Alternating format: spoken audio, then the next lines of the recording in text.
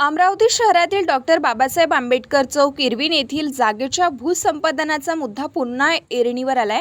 आंबेडकरी अनुयायांच्या भावनांचा विचार करून या जागेसाठी पाठपुरावा करावा अशी मागणी करण्यात आली आहे। प्रभाग क्रमांक 1 शेगाव रहाटगावच्या नगरसेविका कल्याणी आकाश तायडे यांनी पालकमंत्री चंद्रशेखर बावनकुळे यांना निवेदन देत ही मागणी केली आहे। निवेदनानुसार डॉक्टर बाबासाहेब आंबेडकर यांच्या स्मारकासाठी संपूर्ण जागेच्या भूसंपादनाचे प्रकरण सध्या उच्च न्यायालयात अंतिम टप्प्यात आहेत आणि ही जागा चंद्रशेखर गट्टाणी यांच्या मालकीची असून बाजार मूल्यानुसार ती खरेदी करण्याचा प्रस्ताव आहे।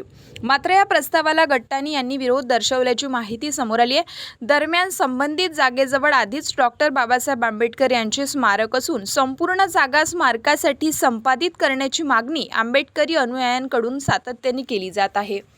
या संदर्भात अमरावती महानगरपालिकेत प्रस्तावही मंजूर झालेला असून तत्कालीन नगरसेवकांनी निधी देखील उपलब्ध करून दिल्याचा उल्लेख निवेदनात करण्यात आला आहे।